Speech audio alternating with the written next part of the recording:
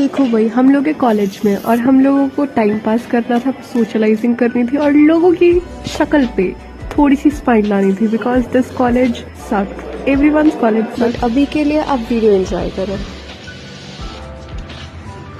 but आप Instagram पे video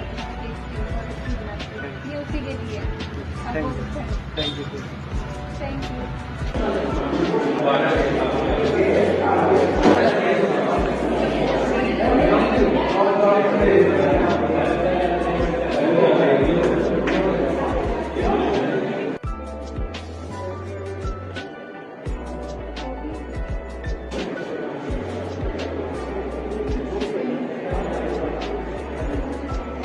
आप देखो